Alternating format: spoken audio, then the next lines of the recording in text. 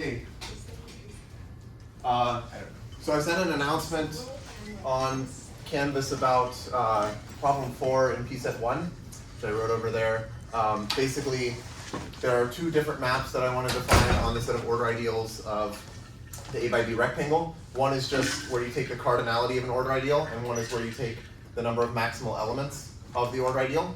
And I asked you to prove that the first one is homomessic, but actually I think I wanted to ask you about the second one. So if you do either one, that's fine. I think the second one might be easier though, based on what I said in class. So yeah, that's there. Last time I was defining semi-distributive lattices. So remember that a lattice L is meet semi-distributive if whenever you have two elements A and B with A less than or equal to B, you look at the set of things that you can meet with B to get down to A, and this set should have a maximum element. And then join semi-distributive is defined dually, so for any A less than or equal to B, the set of things that you can join with A to get B should have a minimum element. And then it's semi-distributive if it's both meet semi-distributive and join semi-distributive. Okay. So let's assume that we have a semi-distributive lattice, finite, let's say. So assume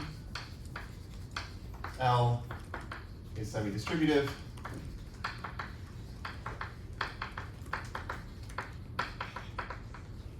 And finite.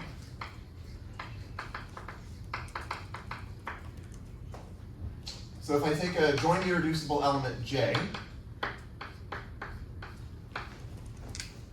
I want to define kappa of J in the same way that we define this kappa map for distributive lattices.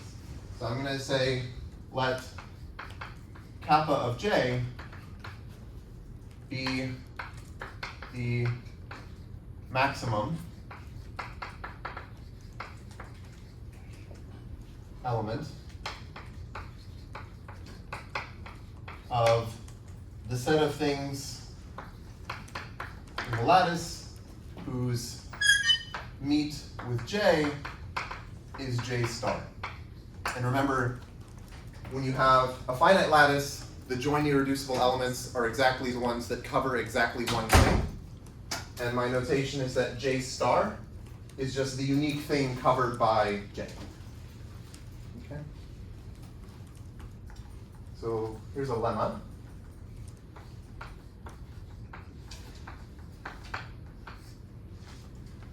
Okay, so for any joint irreducible J,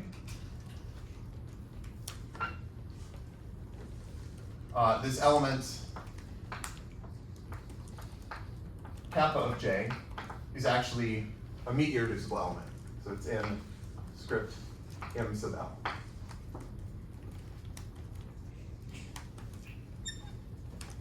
Okay, proof. This is not so hard. First of all, note that kappa of J is not the top element of the lattice because, well, we know just by the definition of kappa that kappa of J is J star.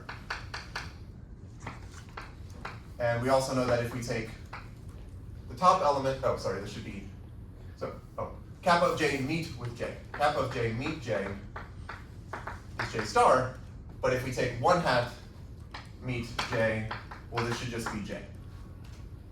Because 1 hat is greater than or equal to J. Okay, so let's suppose that kappa of J is not meet irreducible. Well, since it's not the top thing, that means that we can, that means that there are two things that cover it. So again, here I'm using the fact that in a finite lattice, the meet irreducible elements are the things that are covered by exactly one thing. So if this is not the top element and it's not meet irreducible, then it's covered by at least two things. So then there exists U and U prime distinct such that, well, kappa of j is covered by each one of them. Kappa of j is covered by u, and kappa of j is covered by u prime.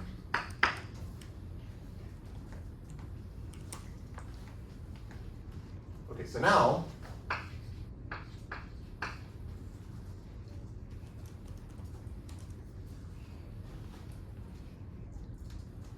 I can say that J star,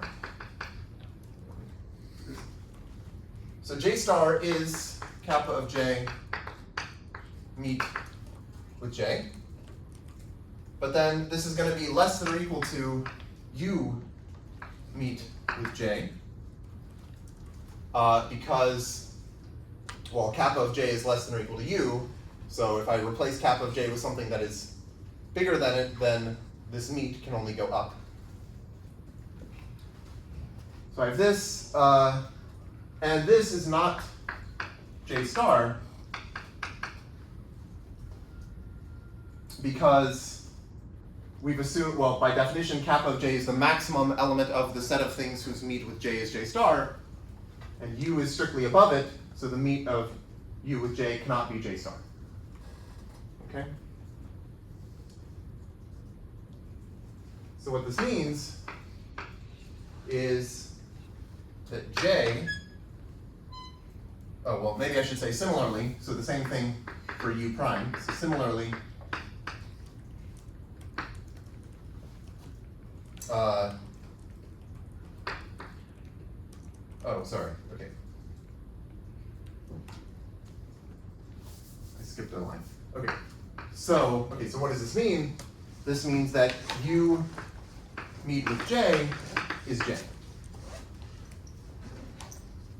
Okay, and that's just because, well, U meet with J has to be strictly above J star, but of course it's also less than or equal to J because it's the meet of J with something. So the only option is that it's J, right? Like the picture is I have J here, and here's J star, and over here there's U, and I meet U with J, and I say, well, it's not J star, it's above J star, but it also has to be less than or equal to J, so it actually is J. Okay, so that just means that U is actually greater than or equal to J. But then, okay, similarly, U prime is also greater than or equal to J. So,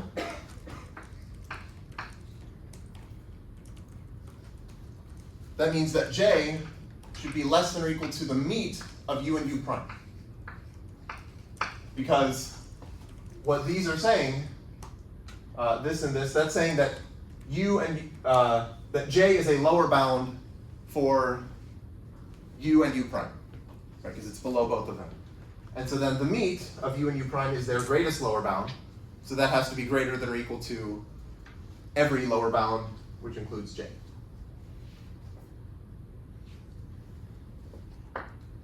Okay, but then, well, this is just kappa of J. Because sort of obviously if you have like, I mean the picture here is, here's kappa of J, and we have these two elements that cover it, it's pretty clear that the meet of these two things should just be kappa of J. Because it is a lower bound and you can't fit anything else between them.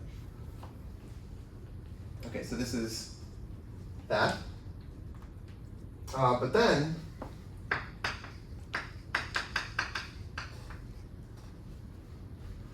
if I take kappa of J meet with J, that should be,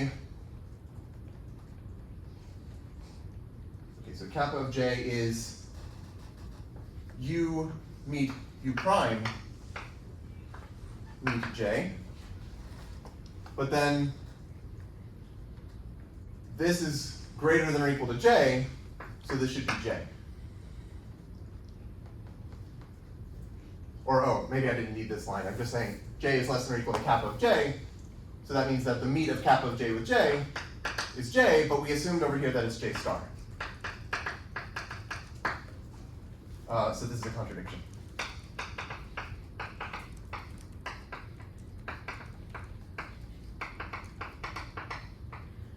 Okay.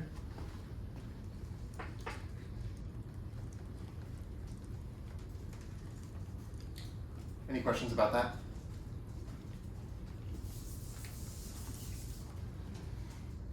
Okay, so now we have this map, kappa, and we know that it goes from join irreducible elements to meet irreducible elements. And there's a theorem, well, it's actually a bijection. And I think I won't prove this theorem, but I'll just state it. So the map kappa from the set of join irreducible elements to the set of meet irreducible elements is a bijection.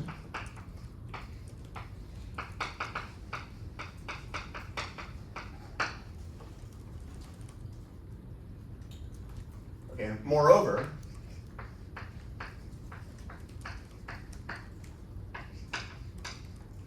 if I take any edge, say U covered by V in my lattice, there is a unique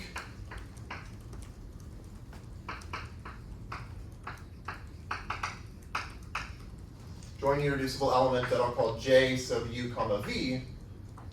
This is join irreducible, such that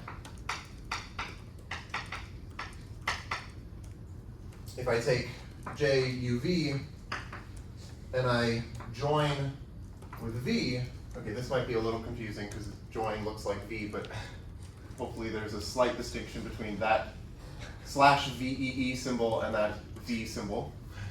Okay, so we have that, and maybe I'll try to make this look like a latex V or something. I don't know. That's a V. And kappa of JUV meet with V is U. Okay, so this is an analog, or really a generalization of something that I did for, yes? Are you saying that JUV join V equals U? Oh, sorry, yes, wait, oh, yeah, I should have said something. Join, oh, yeah, sorry, I wrote this wrong. Join U equals V, and now it's easier to tell what, okay. Yes, thank you. Okay, so, sorry, this join U equals V, and kappa of JUV meet V equals U, okay? Yeah, so this is a generalization of something that I did for distributive lattices, where I was saying, basically you can label the edges of your distributive lattice by joining irreducible elements, and this is giving us the same sort of idea, but for more general lattices, for semi-distributive lattices. So we can now think of labeling each edge U covered by V with this unique joining irreducible element JUV. And also one thing I did last time was I said, okay, so this is the theorem that I won't prove, but now for any element U in my semi-distributive lattice L, I'm going to define script D of U to be the downward edge labels of U. So D of U is the set of J W U such that W is covered by U. Right, so just look at all of the edge labels coming down from U. And similarly, U of U is the set of upper edge labels. So it's the set of J U W such that U is covered by W.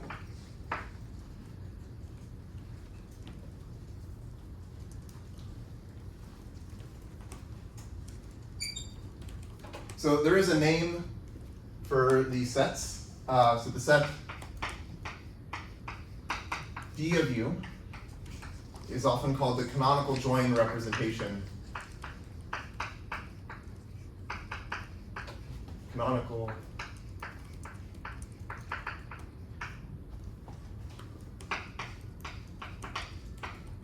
representation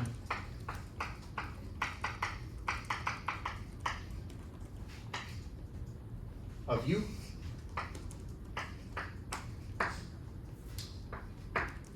And then there's also the canonical meet representation, which I guess sometimes I've seen just this set called the canonical meet representation, or sometimes it's kappa of this set. I think I'll go with kappa of that set. So the set, yeah, actually I think that makes more sense. So the set, apply kappa to everything in the upward label set. This is called the canonical meet representation.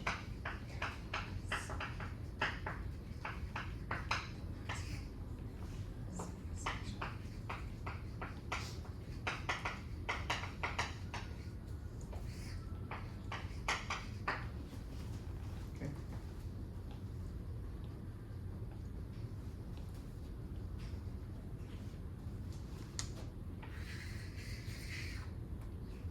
Yes. Just a quick question, is kappa of J J star then? Or is like kappa or Sometimes kappa of J can be J star, but it's not always. wait, then what is J star? Oh, J star is the unique element covered by J. Oh, awesome,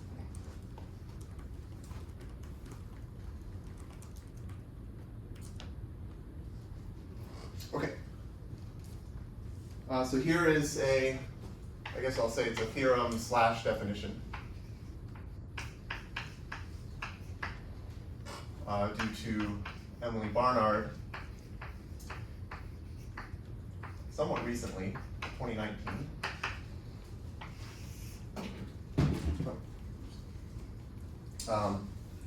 So this is basically defining row motion for semi-distributive lattices. So let L be a, let's say finite. I think there's a version of this that you could do for infinite, but I just want to focus on finite. So let L be a finite semi-distributive lattice.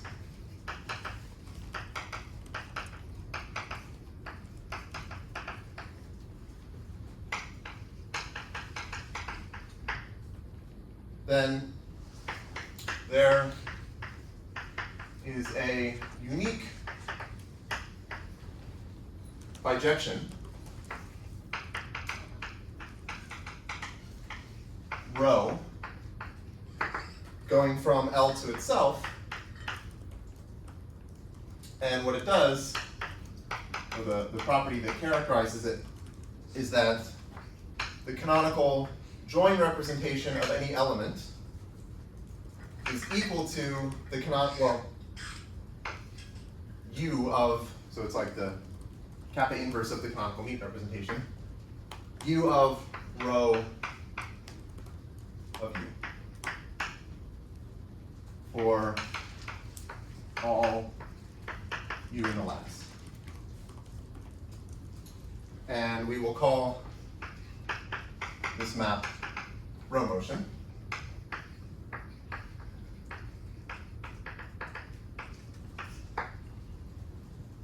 And let me just make a note that often in the literature, this goes by a different name. So row motion is often called the kappa map. But I don't like this. So we're going to call it row motion. Okay.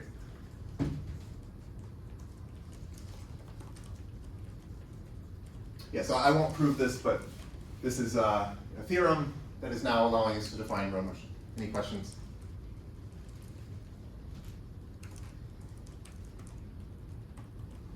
Okay.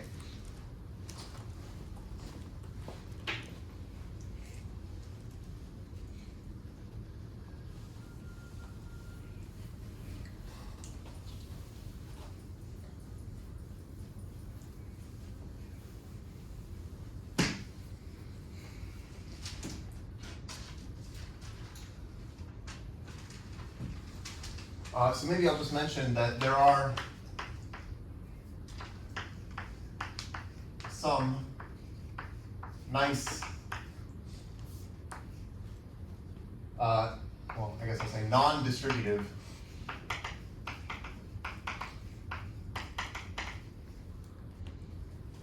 there are some non-distributive but semi-distributive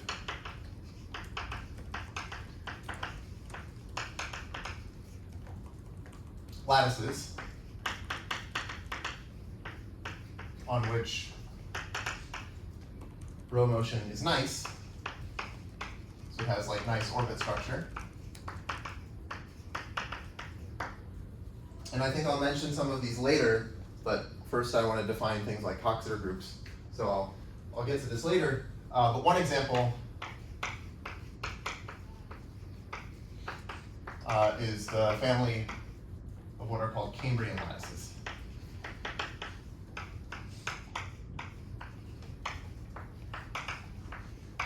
Which were introduced by Nathan Reading, I think in 2006. Okay, so we'll talk about those later, but for now I'll just say, like, this is kind of the reason why I wanted to define this. It's because this is, again, sort of like expanding our desert so that now we can find more gems where row motion has nice behavior. Okay?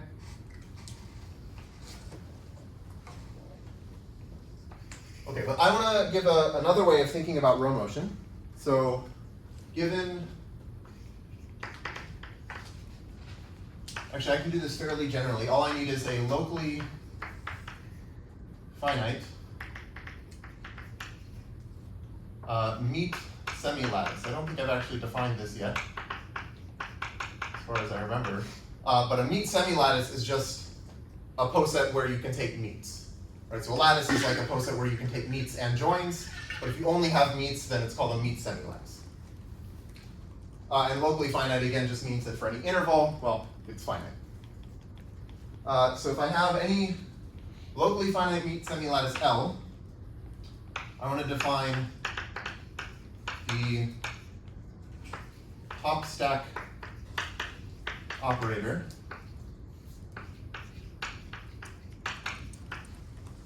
pop from L itself. And the definition is that pop of X should be the meet of the set of elements Y in L such that Y is covered by or equal to X. Okay, so first, this symbol, I have not found this symbol in LaTeX. I feel like it should exist because it's like very natural. But right, this is just saying Y is covered by X or Y is equal to X. Can you make it by underlining the less dot? Maybe, I don't know how nice that looks. I mean, you could also just like make a command thing, and you could do it in Inkscape or something. But yeah, anyway, I've never actually used this. I always just say like covered by or equal to, but it's kind of nice. Okay, so let me give an example of this. I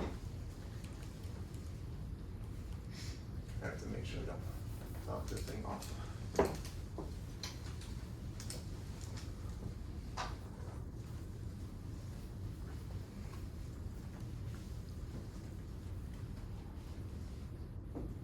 so here's some lattice.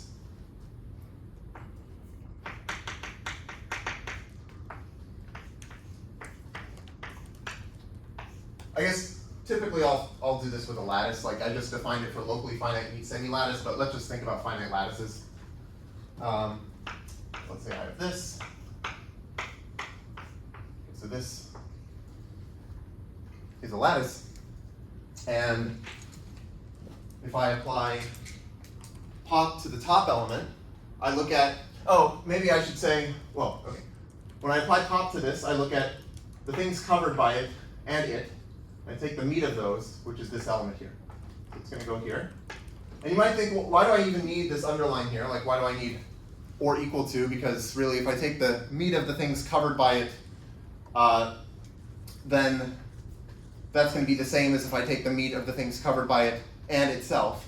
like adding itself to the meat doesn't really change anything, except if x is the bottom element. So the reason for doing this is just because if x is the bottom element, and I didn't have this underline here, then this set would be empty, and then the meat of the empty set by definition, by convention or definition, is like the top element of the lattice, and that's not what I want. I want it to actually be the bottom element, so I want it to map the bottom element to itself. That's the only reason for the underline there. If I do pop to this element, then I take the meat of, well, basically the thing covered by it. So I can ignore the underline when I'm looking at anything that's not the bottom. So I just take the meat of this element, which is just that element. So it's like that. If I apply pop to this, well, it only covers this one thing, so I just go to that one thing. This element, I take the meat of these two things, so I get down here. This element goes to here, and this element goes here. Does that make sense?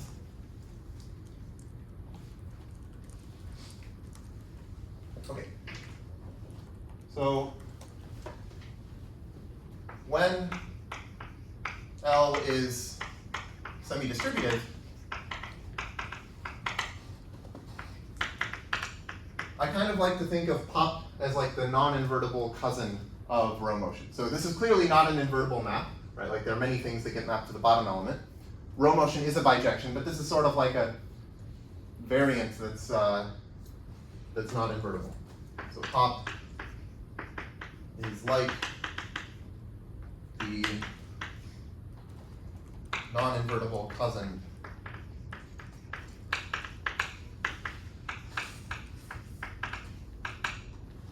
of row motion. And so we'll see that there are some connections between the two maps. Actually, the next theorem will be one such connection. So this is a theorem that I proved with Nathan Williams. I guess 2023. So let L be a finite semi-distributive lattice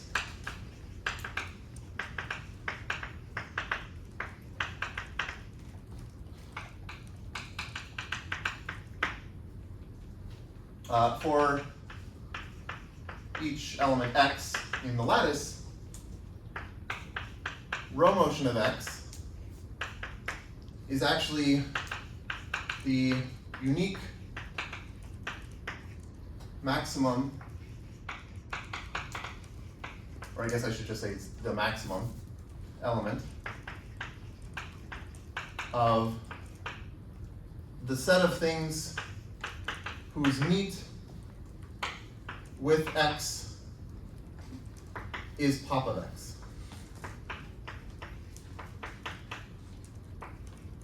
Okay.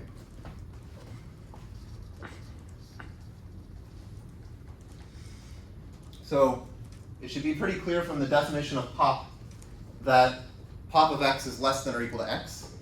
So since L is a semi-distributive lattice, well, that means it's meet semi-distributive, so we know that this set of things whose meet with x is pop of x, that has a maximum element, and that maximum element ends up being exactly row motion of x.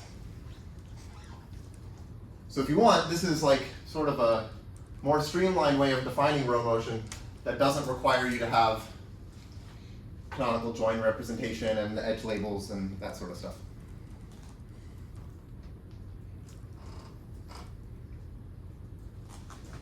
One other kind of nice thing about this, which I'll mention briefly, is that for this definition, I actually only need meet semi-distributivity. So remember, meet semi-distributive is the condition saying that for any a less than or equal to b, the set of things whose meet with b is a has a unique maximum. And that's all I'm needing here. So I could just use this to define row motion for any meet semi-distributive lattice, even if it's not semi-distributive. So suppose L is a meet semi-distributive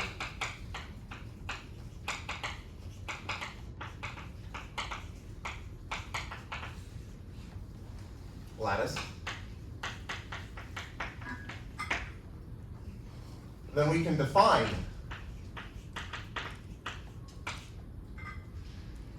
row motion from L to L by letting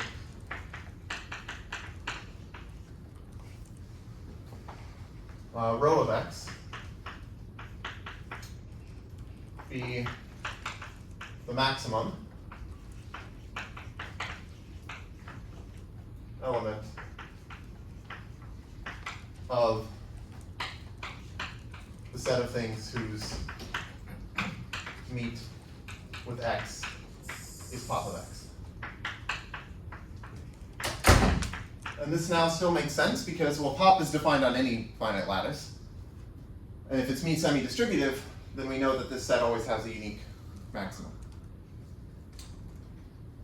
But what you might wonder is, like, there's no reason to expect this to be a bijection. Over here I said this is a theorem due to Barnard, that this is actually a bijection when you have a semi-distributive lattice, but it actually might not be a bijection when you have a lattice that is meet semi-distributive but not semi-distributive.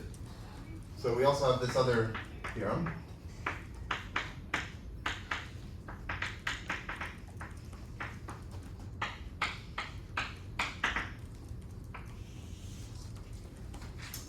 So row motion on this meet semi-distributive lattice is a bijection if and only if L is semi-distributive.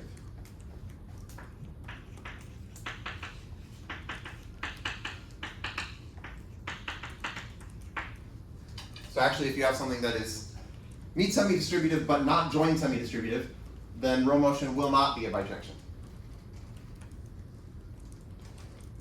Yes? Yeah. Is this row motion the same row motion as was first defined on like a regular Posets? Yeah, right. So I should say if you have a distributive lattice, then this definition for semi-distributive lattices is the same. Also, that definition of pop is the same. Actually, maybe after I say this, I'll give an example of that to show it for the case of distributive lattices, because I think that's sort of illustrative. So let me do that in a second. But it is the same.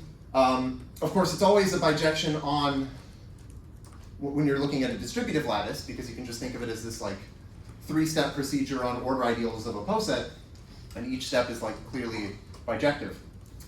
But yeah, this is like a much more general class, and sometimes it's not bijective. Okay.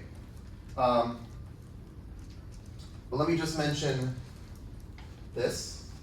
So when L is meet semi-distributive,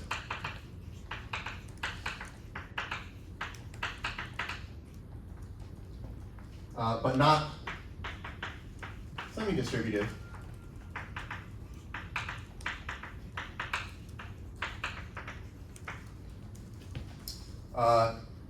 okay, so row motion, as I'm saying here, is some non-invertible map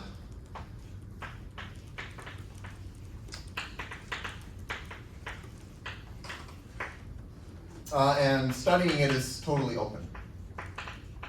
Like, we didn't really look into this. I mean, one reason why is like I don't really have in my head some nice family of meet semi-distributive lattices that are not also semi-distributive. So I didn't really know, like, okay, what would be the nice family of meet semi-distributive lattices to consider, unless it's already semi-distributive and then we know it's a bijection. But you know, maybe there are some interesting things here, so I can pose actually a couple of questions.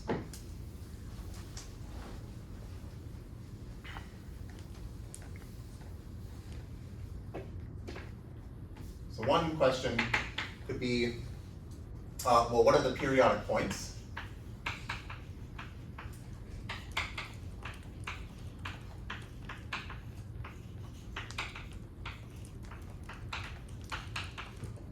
Of row motion. So by periodic point, I just mean it's an element of L such that if you apply row motion enough times, then you'll, like, if you iteratively apply row motion starting at that element, you'll eventually get back to that element.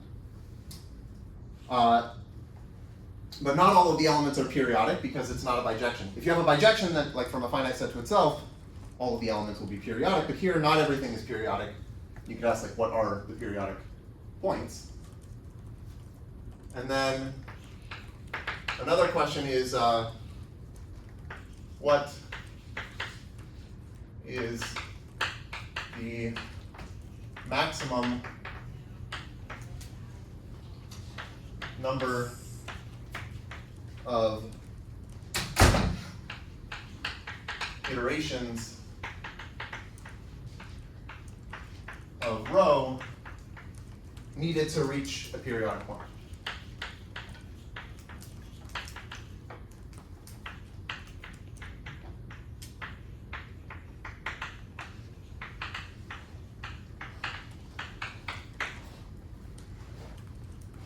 So, okay, basically whenever you have some map from a finite set to itself, you can sort of represent it with some diagram that looks kind of like this. Basically you draw vertices for the elements of the set, and you just draw an arrow from x to, well I guess in this case rho of x, or in general if you have a map F, you just draw an arrow from x to f of x.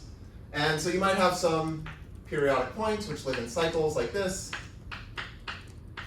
But then you might also have like some elements that are not periodic, but they sort of map into these periodic cycles. So you might have like these little trees sticking off, something like this. Then you could have like another periodic orbit over here. Maybe you have like a 2 cycle. Then maybe you've got some things that map into here. Maybe you have a fixed point. And maybe there's something that maps to the fixed point. Right, so you're going to get some kind of thing like this. So this question is just asking like, what are the elements that belong to these cycles? That would be like these 5 elements, these 2 elements, and this one.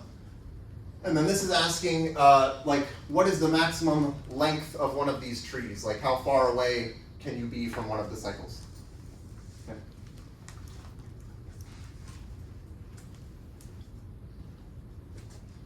Okay, so let me answer Annabelle's question with just illustrating this for a distributive lattice.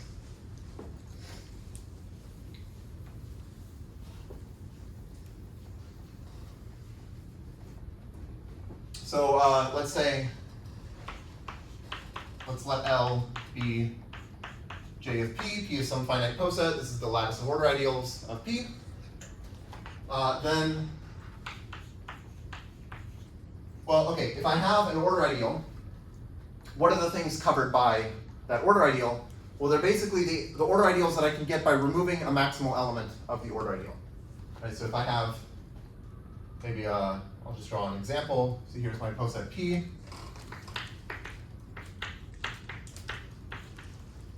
Oh, this is, I don't know, maybe something like this.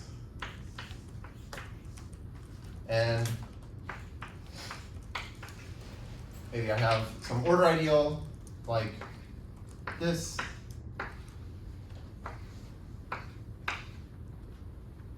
Then so the order ideals that are covered by this order ideal in J of P are just the things that I can get by removing one of the maximal elements. So I could either remove that one, or I could remove that one, or I could remove that one. And what pop is going to do, it's going to take the meat of those 3 order ideals that I can get by deleting a single element. And the meat of those is just the intersection, which is what you get by just deleting all of the maximal elements. So then pop of I is just going to be I minus the set of maximal elements of I. This is for every order ideal I.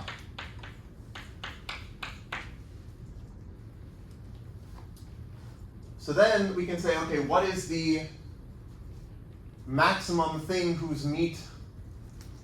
Okay, so then row motion, remember, we define to be what you get by taking the maximal elements of I, saturating upward, and then taking the complement. So recall that row motion of I is what you get by taking, okay, so it's the complement in P of the order filter generated by the set of maximal elements of I.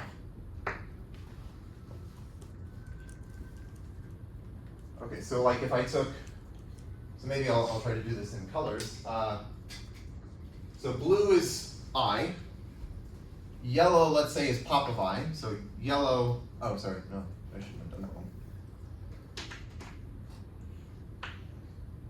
Okay, so blue is I. And then yellow will be pop of I,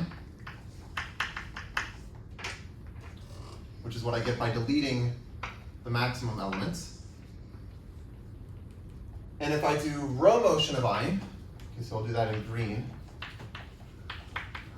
So I want to take these maximal elements, saturate upward, and then take the complement, which in this case might actually be pop of I, so maybe this is sort of a bad example, but it's still true.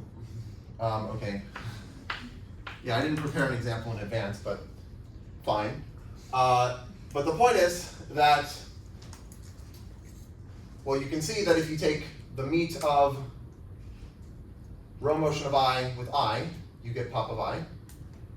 And in fact, it's the biggest such thing. So if you tried taking something bigger than row of I, and you meet it with I, you will end up having one of these maximal elements.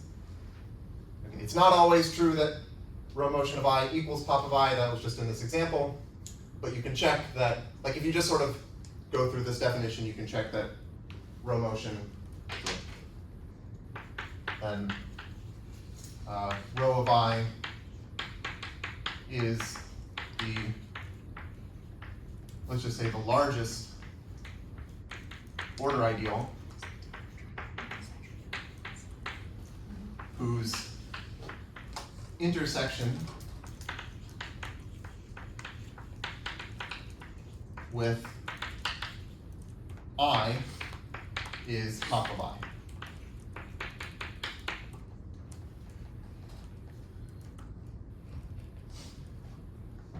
Okay.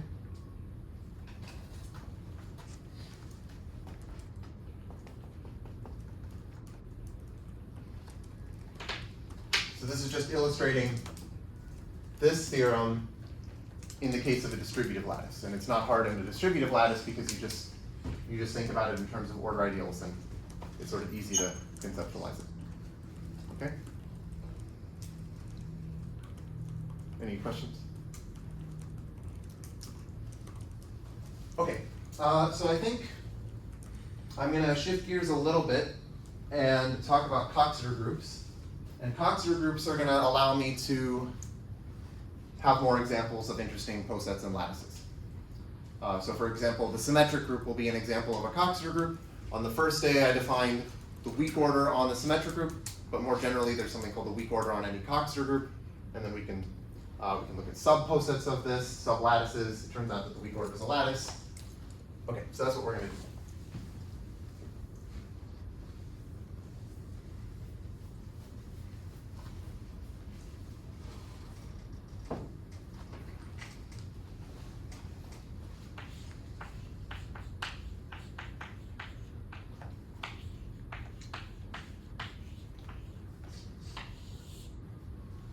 Okay. Let's let S be some set. Usually it'll be finite. So let S be a, let's say, usually finite set.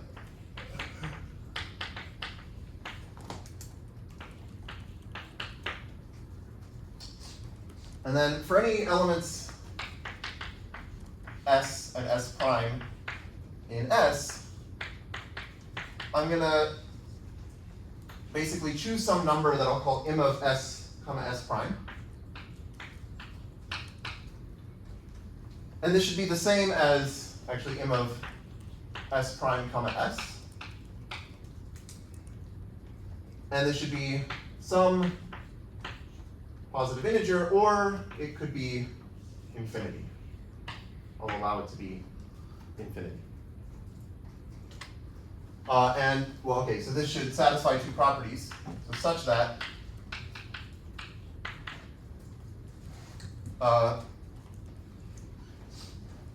well, actually, maybe there's a way of doing this in just one condition. So such that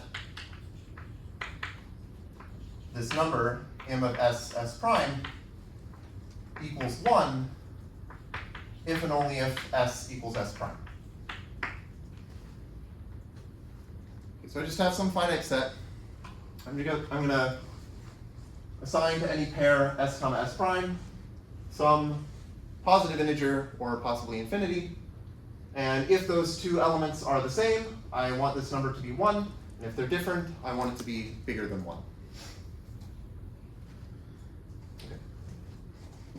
So then we're going to let W be the group with the following presentation. So it has presentation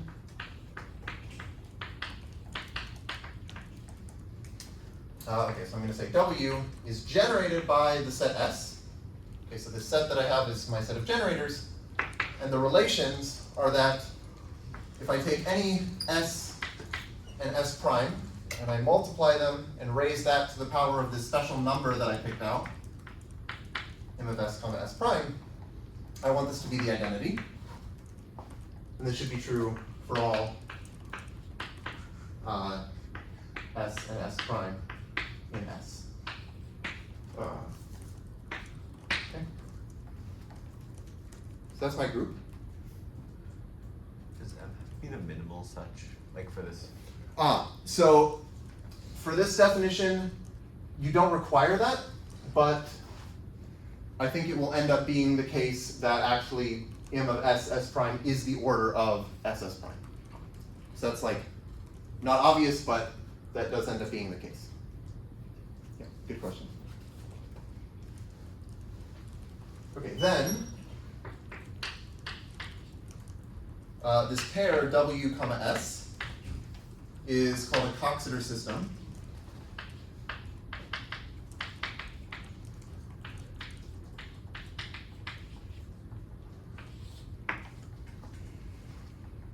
And W is called the Coxeter group. So W is a Coxeter group.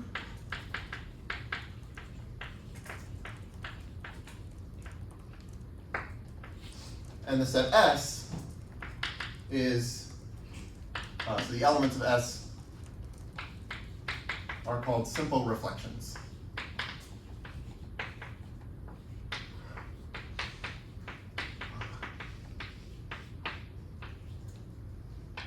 Sometimes they're called simple generators, or various other things, but I'm just going to call them simple reflections. Sometimes they're called Coxeter generators. And okay, typically I'm just going to talk about like let W be a Coxeter group, and I'll sort of assume that S is like tacitly assumed in the background. Kind of like when I say let P be a poset, of course there's this partial order that I'm having in the background. It's the same kind of thing here. But when I talk about a Coxeter group, it is a group, but there is like this associated set of generators, like a special set of generators associated to it. Okay?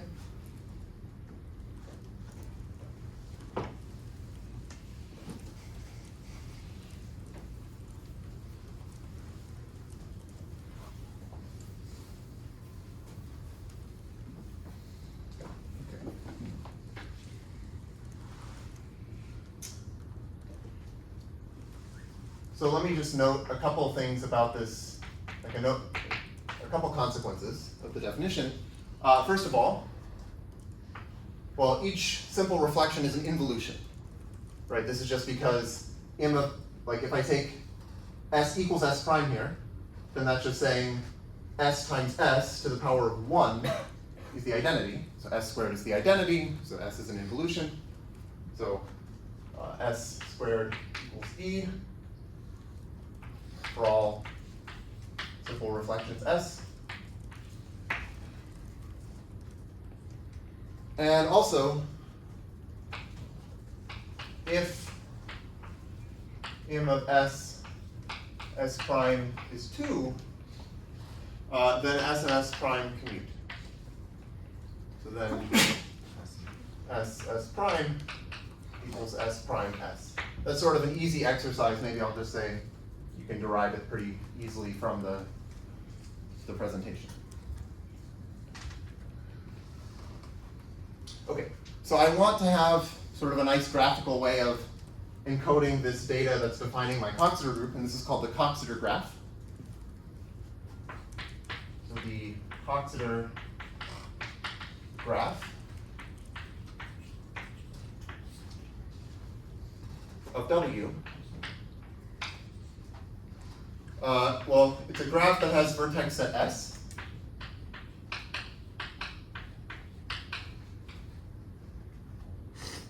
And we draw labeled edge. Let's say I have S here, here's S prime, then I will label this edge M of S comma S prime whenever this number is at least 3. So if M of S comma S prime is 2, which means that actually these commute, then I don't draw an edge between them.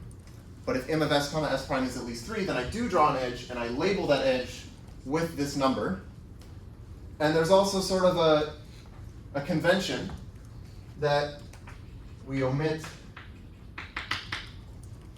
the 3 labels.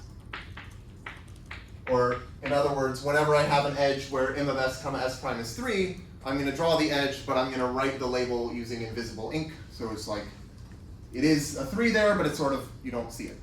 Okay? Yes? If MS S prime is infinity, is there, like, do we just write infinity? Yeah, you just write infinity. Okay. Yep. So here's an example.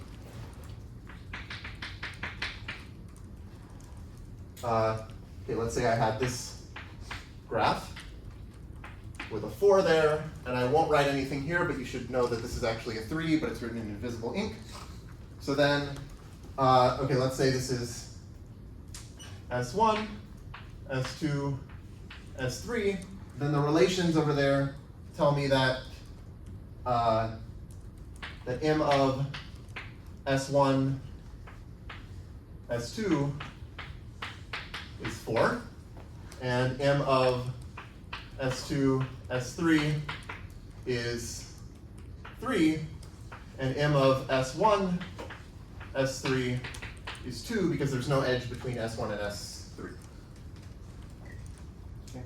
And then of course we also have these relations saying that each SI is an involution, but we don't, like that's just already automatic in the fact that it's a Coxeter group. Okay. Let me give another example. I'll just give a bunch of examples of Coxeter groups.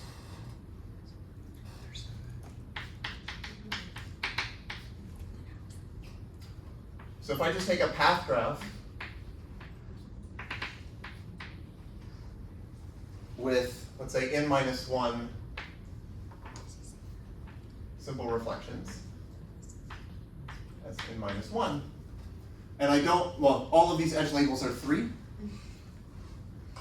so that's why I didn't draw any edge labels. Okay, so this is the Coxeter graph of the symmetric group.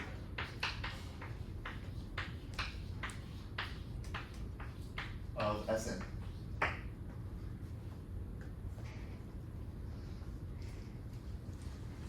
I'm debating whether I should, I mean, okay, Sn, I guess I use S here. Hopefully this is fine. And I could also do this, but maybe this is fine.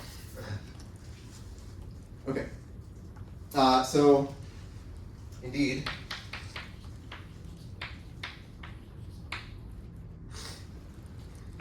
let SI be the transposition that swaps I and I plus 1. So if you think of this in the symmetric group, you can define this transposition. Then if let's say I and j differ by at least 2, well then Si, Sj equals Sj, Si, and this is really equivalent. Okay, first of all, I should say, obviously each transposition like this is an involution, right? If you swap I and I plus 1 and then you do it again, you get back to where you started. And then if I and j differ by at least 2, then swapping I and I plus 1 and swapping j and j plus 1 is the same as swapping j and j plus 1 and then swapping I and I plus 1. So they commute, and that's really equivalent to this condition. Well, which is really just saying that there's no edge between Si and Sj in the Coxeter graph. And also, you can easily check, just by looking at permutations, that if you take Si, Si plus 1, Si, this is the same as Si plus 1.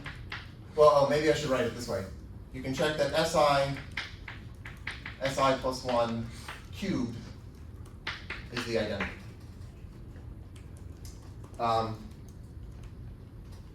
That's because Si plus 1 is just a 3 cycle in the symmetric group.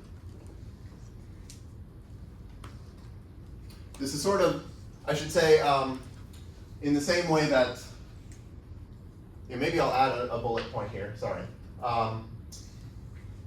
In general, S prime, S prime, dot, dot, dot, with like M of S prime terms is the same as if I did the same thing but starting with S prime.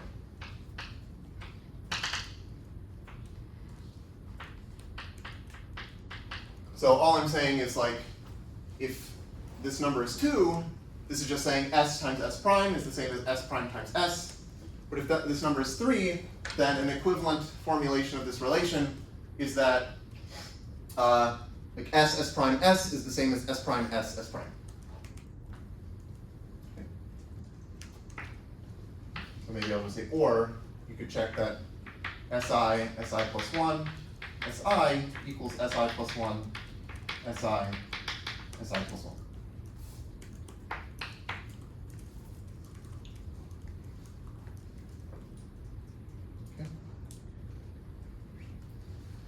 Okay, here's another example. Let's just say I have 2 simple reflections, which I'll call S and T, and I have some number M here.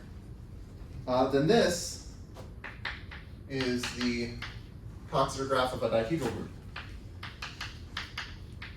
Coxeter graph of the dihedral group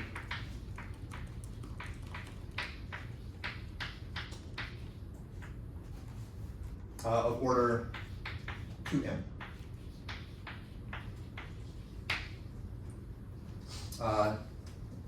So actually, as an example, if m was 3, this would be the Coxeter graph of the dihedral group of order 6. But also, you could say, well, if m is 3, I don't have that edge label because it's an invisible ink, so it's really this with n equals 3. And this is just the fact that the dihedral group of order 6 is isomorphic to the symmetric group S3. So here's basically a picture of what this is doing. Let's say I have some regular polygon, and I think of the dihedral group as the symmetries of this polygon. But then there's like a reflection about this axis.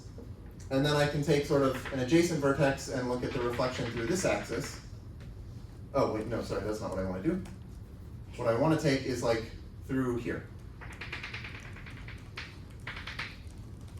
Okay, so I can consider the reflection that's like this through this axis S, and I can also consider the reflection through this axis T, and those end up satisfying this relation here.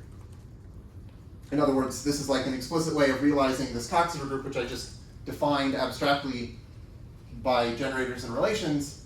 This is the way that you realize it as literally the group of group of symmetries of some polygon.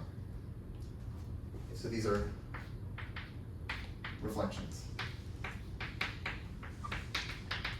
And also, this is essentially why these are called simple reflections. It's because, like, in a geometric sense, they are actually reflections. Okay.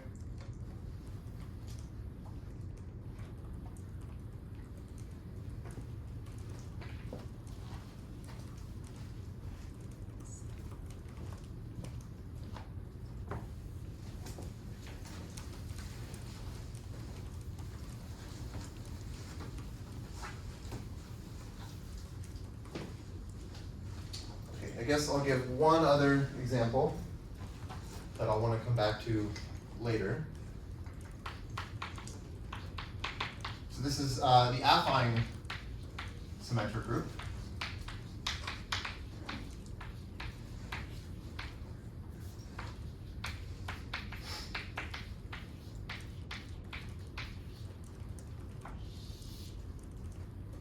Which I'll denote by Sn tilde. Is, well, okay, you can define it as a Coxeter group with generators and relations by drawing a Coxeter graph, so I'll do that in a second. Or you can just define it as like a group of some kind of permutations in the same way that you would define the symmetric group as a group of permutations. So this is the group of, I'll say permutations, or you could say bijections. I mean, sort of the same thing. So permutations W from the integers to the integers. Okay, so it's just like bijections from Z to Z satisfying two properties. One is some sort of kind of skew periodicity thing that says that W of I plus N is always the same as W of I plus N. This is for all I.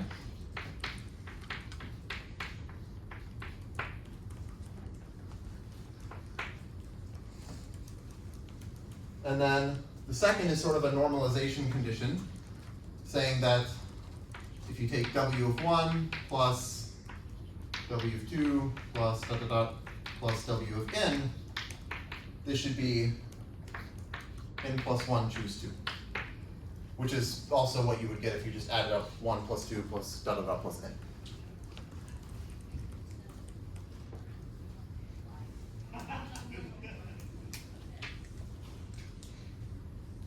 Okay. So, well, first, I just want to note that the identity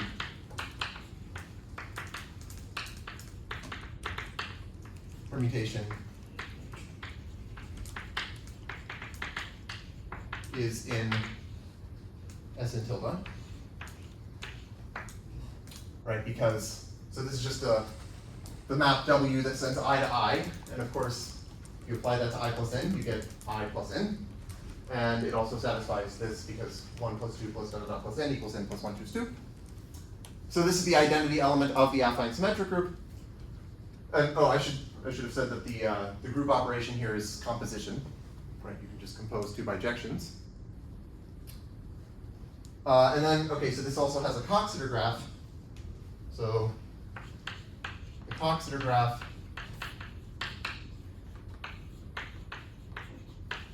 of Sn tilde is basically the cycle graph.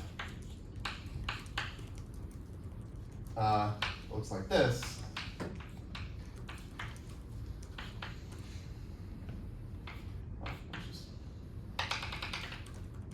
So here I might have S0, S1, S2, S3, all the way around. And then here I'll have Sn minus 2 and Sn minus 1. So there are n of these vertices in the Coxeter graph. And let me tell you what these simple reflections are viewed as permutations from Z to Z.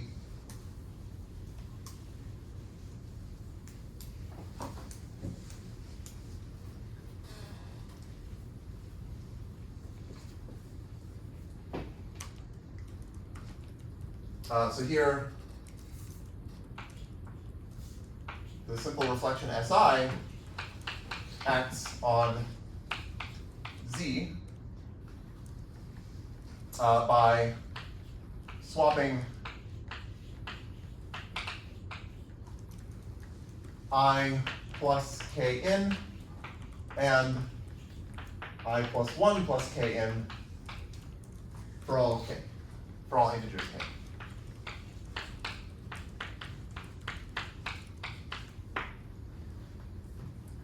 So S1, for example, swaps the numbers 1 and 2, but it also swaps n plus 1 and n plus 2, and it swaps 2n plus 1 and 2n plus 2, and it swaps negative n plus 1 and negative n plus 2, and so on, sort of simultaneously. Oh, I should also say this is an infinite group. So these examples over here, these were, actually all of these are finite Coxeter groups, but there are infinite Coxeter groups, and this is one example. Yeah, so maybe I'll just note that this is infinite.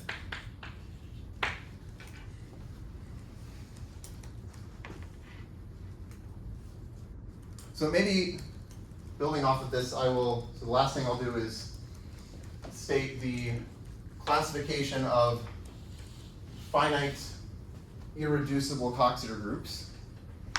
Maybe I should just quickly say that a Coxeter group is called irreducible if the Coxeter graph is connected. Basically, if you have like a Coxeter graph where you have multiple connected components, then that's just going to be the direct product of the corresponding Coxeter groups. And so it really usually suffices to just consider the irreducible ones. So I'll just say here a Coxeter group is irreducible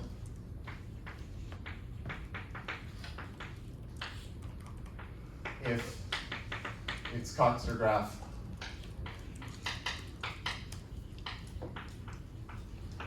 is connected.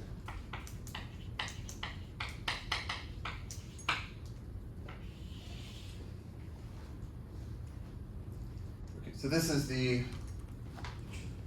classification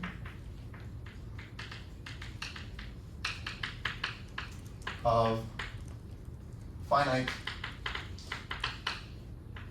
irreducible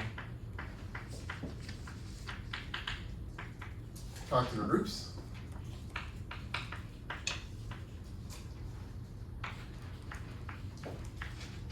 And this was proved by Coxeter in 1935.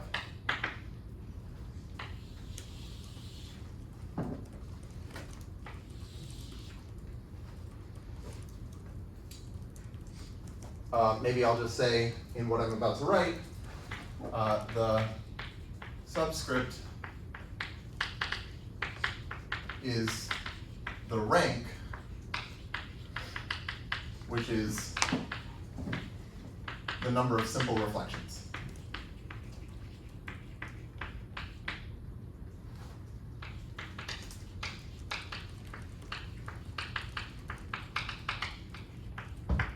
Okay, so just if I have a Coxeter group, the number of simple reflections is called the rank, and in what I'm about to list, the subscript is always going to be the rank. So, well, there's what I had over there, which is just like a long path graph with 3 edge labels. This is called AN. So here n is the number of nodes, but this is also the symmetric group S sub n plus 1. Okay. But in terms of the names that are usually used for this classification, this is called AN. And then BN looks like this. It's very similar, except there's 1 4 on the end,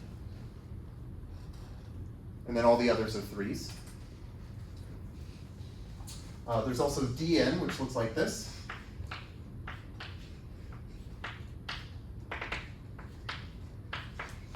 So DN is like a path graph, except at the end there's this little fork, but all of the edge labels are 3.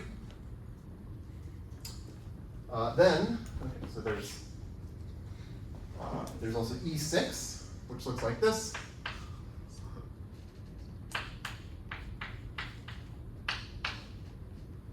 E6. There's also E7.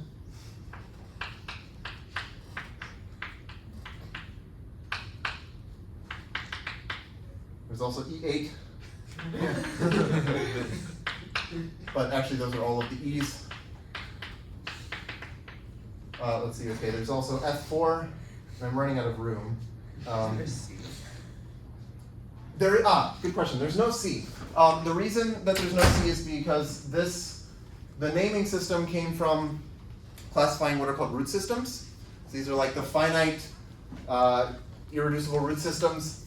And there is a root system of type Cn that is different from the root system of type Bn. But when you have a root system, it will give you a Coxeter group.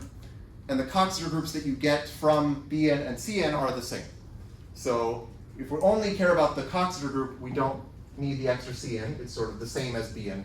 But in terms of root systems, there is a distinction. Yeah.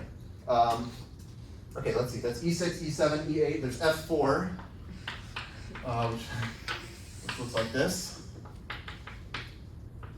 Okay, there's G2, which is that. This is also the same as the dihedral group of order 12. Okay. There's also H3. Okay, this is H3. And then there's H4. We're almost done. Oh, okay, this might be a little confusing. So this is H4, and let me do this. I'm going to move G2 up here and put it in a little box. Oh, this is G2. And here I'm going to write I sub 2 of M, which is the dihedral group of order 2M, which certainly is a finite group. It's a finite Coxeter group. Now you might say, well, why did I list this twice? This is sort of coming from the root system thing because there's like this extra, like in terms of root systems, you want to consider G2 for a certain reason as like a special example. It's called crystallographic, but if you want, you could just think like, okay, this fits into that group, or the G2 is an example of the dihedral group. Okay, and so these are all of the finite irreducible Coxeter groups. And then all of the finite Coxeter groups are just what you get by taking these and sort of taking like disjoint unions of their Coxeter graphs. That'll give you direct products of these things. But those are all of the finite Coxeter groups. And then the rest are infinite, like the affine symmetric group. Okay. Okay. Any questions? If you like, clearly you can draw other graphs. Is the claim that like, if you were to draw another graph, the group that you give rise to is isomorphic to one of these? Or is that like? If you draw another graph that is not one of these, then you will get an infinite group. You'll get an infinite Coxeter group. So like a cycle graph, I can draw a cycle graph, but I get an infinite Coxeter group. Yeah. And in fact, if you have anything with a cycle in it, then you'll get an infinite Coxeter group. Okay? Okay, so I think that's all for today. What would happen if you had like, there's like a binary